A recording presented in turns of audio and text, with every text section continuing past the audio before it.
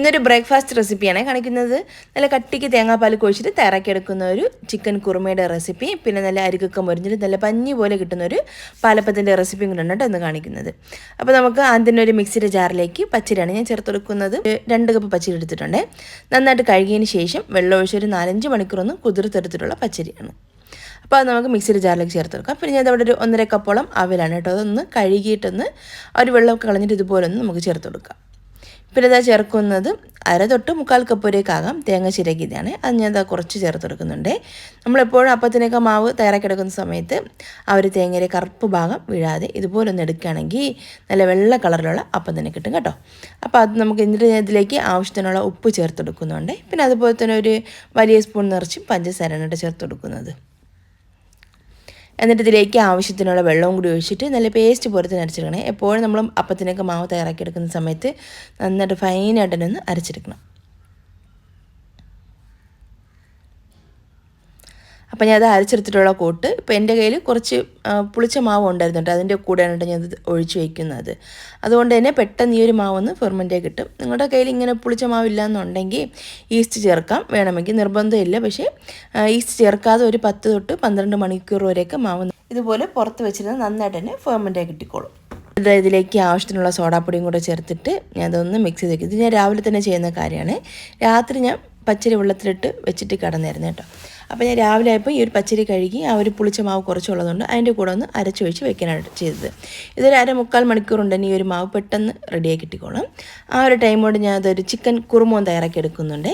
അപ്പോൾ അതിലേക്ക് വേണ്ടിയിട്ട് ഞാൻ അതൊരു ഉരുളിയാണ് കേട്ടോ വെച്ച് കൊടുത്തത്. അതിലേക്ക് ഒരു 2-3 ടേബിൾ സ്പൂൺ വെളിച്ചെണ്ണയും പിന്നെ ഇതാ പട്ട, ഗ്രാമ്പൂ, ഏലക്ക, കുറച്ച് പെരിഞ്ചീരകം, ഇത്രയും കുറച്ച് ചേർത്ത് കൊടുത്താൽ മതി. അതുപോലെ തന്നെ ഒരു 10-15ഓളം ചെറിയ ഉള്ളിയും 3-4 പച്ചമുളകും പിന്നെ അത്യാവശ്യം വലിപ്പമുള്ള 2-3 വെളുത്തുള്ളി എടുത്തിട്ടുണ്ട്. പിന്നെ ഒരു കഷ്ണം ഇഞ്ചി, ഇത്രയും കൂടെ ഒന്ന് ചതച്ചെടുത്തിട്ടുള്ള കൂട്ടാണ്. അത് നമുക്ക് ചേർത്ത് നന്നായിരുന്നു വഴറ്റിയെടുക്കാം.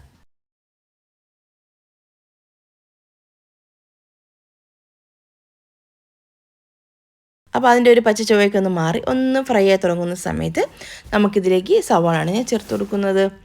അപ്പോൾ ഞാൻ ഇവിടെ ഏകദേശം ഒരു 3 സവാള എടുക്കുന്നുണ്ട്. ഒരു മീഡിയം സൈസിലുള്ള അതൊന്ന് സ്ലൈസ് ആക്കി ഇതും കൂടി ചേർത്ത് നന്നായിട്ടൊന്ന് വഴറ്റിയെടുക്കും. അപ്പോൾ സവാള നമ്മൾ ഒത്തിരി അങ്ങ് ഉടഞ്ഞ് വരാനായിട്ടൊന്ന് വെയിറ്റ് ചെയ്ത് നിൽക്കേണ്ട, ഒരു വിധം ഒന്ന് ഒതുങ്ങി വന്നാൽ മതി കേട്ടോ. അതിനുശേഷം ഞാൻ അത് ക്ലീൻ ചെയ്ത് വെള്ളമൊക്കെ കളഞ്ഞെടുത്തിട്ടുള്ള 1 കിലോ ചിക്കനാണ് കേട്ടോ ചേർത്ത് കൊടുത്തത്.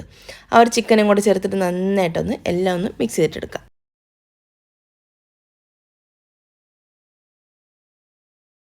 ഇനി ഞാൻ ആ ഒരു ചിക്കൻ ഒന്ന് ഇളക്കി ഒന്ന് യോജിപ്പിച്ചതിന് ശേഷം അതിലേക്ക് ഒരു ക്യാരറ്റും ഒരു പൊട്ടറ്റയാണ് അതും കൂടെ ചേർത്ത് കൊടുക്കാം. എന്നിട്ട് നമുക്ക് ഈ ഒരു കറിക്ക് ആവശ്യത്തിനുള്ള ഉപ്പും കൂടെ ചേർത്ത് കൊടുക്കാം. എന്നിട്ട് വീണ്ടും നന്നായിട്ടൊന്ന് ഇളക്കിയതിന് ശേഷം ഇത് നമുക്ക് അടച്ചു വെച്ചിട്ട് ഒരു 5-6 മിനിറ്റ് വേവിച്ചെടുക്കാം. ആദ്യം ഒരു 5 മിനിറ്റ് കഴിഞ്ഞതിന് ശേഷം അടപ്പൊന്ന് മാറ്റിയിട്ട് ഇതിലേക്ക് ഞാൻ തേങ്ങാപ്പാലാണ് ചേർത്ത് കൊടുക്കുന്നത്. ഒരു തേങ്ങ ഫുള്ളായിട്ട് ചിരകിയിട്ട് അതിലേക്ക് കുറച്ച് വെള്ളമൊക്കെ ഒഴിച്ചിട്ട് നല്ല കട്ടിക്ക് 1 കപ്പ് പാൽ മാറ്റി വയ്ക്കാം. അതിനുശേഷം വീണ്ടും കുറച്ചും കൂടെ വെള്ളം ഒഴിച്ചിട്ട് അത് നമുക്ക് വീണ്ടും 1 കപ്പ് 2ാം പാൽ എടുക്കുന്നുണ്ട്. ആ ഒരു തേങ്ങാപ്പാലാണ് ഇപ്പോൾ ഞാൻ ചേർത്ത് കൊടുത്തത്. ആ ഒരു തേങ്ങാപ്പാലും കൂടെ ചേർത്തിട്ട് അടച്ച് വെച്ചിട്ടൊന്ന് ഒരു 10 മിനിറ്റ് ഒന്ന് വേവിച്ചെടുക്കാം. ഇനി നമുക്ക് അതിൻ്റെ ഒരു അടപ്പൊന്ന് മാറ്റിയിട്ട് ഇതിലേക്ക് ഒരു 1/2 ടീസ്പൂണോളം മഞ്ഞൾപ്പൊടിയും 1 ടേബിൾ സ്പൂൺ മല്ലിപ്പൊടിയും 1 ടേബിൾ സ്പൂൺ പെരിഞ്ചീരകപ്പൊടിയും പിന്നെ അതുപോലെ തന്നെ 1 ടീസ്പൂൺ ഗരം മസാല പൊടിച്ചതും കൂടെ ചേർത്ത് കൊടുക്കാം. പട്ട, ഗ്രാമ്പൂ, ഏലക്ക ഇത് 3ഉം കൂടെ ഒന്ന് ഡ്രൈ റോസ്റ്റ് ചെയ്തിട്ടൊന്ന് പൊടിച്ച് വെച്ചിട്ടുള്ള ഒരു മസാലയാണ് ഒരു ഗരം മസാല എന്ന് പറയുന്നത്. അപ്പോൾ ഇത്രയും പൊടികളും കൂടെ നമുക്ക് ചേർത്തിട്ട് നന്നായിട്ട് എല്ലാം ഒന്ന് മിക്സ് ചെയ്തിട്ടെടുക്കാം. എല്ലാം ഒന്ന് ഇളക്കിയൊന്ന് യോജിപ്പിച്ചതിന് ശേഷം വീണ്ടും അടച്ചു വെച്ചിട്ട് നമുക്ക് വീണ്ടും ഒരു 5-6 മിനിറ്റ് വീണ്ടും ഒന്നും കൂടെ ഒന്ന് വേവിച്ചെടുക്കുന്നുണ്ട്. ഇനി ഇതിലേക്ക് ചേർത്ത് കൊടുക്കുന്നത് കുറച്ച് കറിവേപ്പിലയാണ്. നല്ലൊരു ഫ്ലേവർ ഇട്ട് നമ്മൾ ഈ ഒരു കറിക്ക് കറിവേപ്പില ചേർക്കുന്ന സമയത്ത് കറിക്ക് നല്ല ഫ്ലേവറാണ് കേട്ടോ. അപ്പോൾ അതും കൂടെ ചേർത്തിട്ട് ഞാൻ ഇതിലേക്ക് 1 ടീസ്പൂണോളം കുരുമുളക് പൊടിച്ചതാണ് കേട്ടോ. നമ്മൾ ഫ്രഷായിട്ട് കുരുമുളക് പൊടിച്ച് ചേർക്കുകയാണെങ്കിൽ നല്ല മണം കിട്ടും കേട്ടോ കറിക്ക്. അതുപോലെ തന്നെ നല്ല കട്ടിയുള്ള തേങ്ങാപ്പാൽ നമ്മൾ എടുത്ത് വെച്ചല്ലോ 1 കപ്പ്, അതും കൂടെ ഇനി ഇതിലേക്ക് നമുക്ക് ചേർത്ത് കൊടുക്കാം. അപ്പോൾ ആദ്യം കുറച്ചൊന്ന് ചേർത്തിട്ട് നമുക്ക് നോക്കാം കേട്ടോ. എന്തായാലും നല്ല കട്ടിയുള്ള തേങ്ങാപ്പാൽ ഒഴിക്കുന്ന സമയത്ത് കറി ഒന്നും കൂടെ ഒന്ന് കുറുകി കിട്ടുമേ. അപ്പോൾ നമ്മളത് ആ ഒരു കപ്പ് പാൽ ഞാൻ ഫുള്ളായിട്ട് ചേർത്ത് കൊടുക്കുന്നുണ്ട്. പിന്നെ അതുപോലെ തന്നെ ഇതിലേക്ക് കുറച്ച് മല്ലിയില അരിഞ്ഞതും പിന്നെ 1 ടീസ്പൂൺ നെയ്യും കൂടെ ചേർത്ത് കൊടുക്കാം. അപ്പോൾ ഇത്രയും കൂടെ ചേർത്ത് ഒന്ന് ഇളക്കി ഒന്ന് യോജിപ്പിച്ചതിന് ശേഷം അതിലേക്ക് ഉപ്പൊക്കെ ഒന്ന് പാകമാണെന്ന് നോക്കുന്നുണ്ട്. കുറവാണെങ്കിൽ നമുക്ക് ചേർത്ത് കൊടുക്കാമല്ലോ. അപ്പോൾ അതൊക്കെ ഒന്ന് നോക്കിയിട്ട് അപ്പോൾ കറി ഒന്ന് ഏകദേശം സെറ്റ് ആയിട്ടുണ്ട്. ഒന്ന് ഫ്ലെയിം കുറച്ചൊന്ന് ഞാൻ വെക്കുന്നുണ്ട്. ഒരുപാട് സമയം നമ്മൾ തിളപ്പിക്കേണ്ട, എങ്കിലും ചെറുതായിട്ടൊന്ന് ചൂടായി വരട്ടെ. ആ ഒരു ടൈം കൊണ്ട് നമുക്കിതിലേക്ക് താളിച്ച് ഒഴിക്കാൻ വേണ്ടിയിട്ട് ഒരു 1-2 ടീസ്പൂൺ മതി നെയ്യും, പിന്നെ അതുപോലെ തന്നെ ചെറിയൊരു കൈപ്പിടി ഒരു 10-12 മതിയാകും കാഷ്യൂനട്ടൊന്ന് കഴുകിയതാണ് കേട്ടോ. അതും കൂടെ നമുക്ക് ചേർത്ത് ഒന്ന് റോസ്റ്റ് ചെയ്തിട്ടെടുക്കാം. ആ ഒരു കാഷ്യൂനട്ടൊന്ന് റോസ്റ്റ് ആയി വന്നതിന് ശേഷം ഇതിലേക്ക് ഒരു 1-2 തണ്ട് കറിവേപ്പില ചേർത്തെടുക്കാം കേട്ടോ. അപ്പോൾ നല്ലൊരു ഫ്ലേവർ ഇട്ട് കറിക്ക്. പിന്നെ അതുപോലെ തന്നെ ഇതിലേക്ക് 1 ടീസ്പൂണോളം കുരുമുളക് പൊടിച്ച് വെച്ചതാണ്. പിന്നെ അതുപോലെ തന്നെ ഒരു 1/2 ടീസ്പൂണോളം ഗരം മസാല പൊടിയും കൂടെ ചേർത്ത് കൊടുക്കാം. എന്നിട്ട് ഒന്ന് ചൂടാക്കിയതിന് ശേഷം അതും കൂടെ നമുക്കിനി ഒരു കറിയിലേക്ക് ചേർത്തിട്ട് അടച്ചൊന്ന് മാറ്റിയേക്കും. ആ ഒരു ഫ്ലേവർക്ക് നന്നായിട്ട് ഒരു കറിയിലേക്ക് ഒന്ന് ഇറങ്ങി കിട്ടട്ടെ.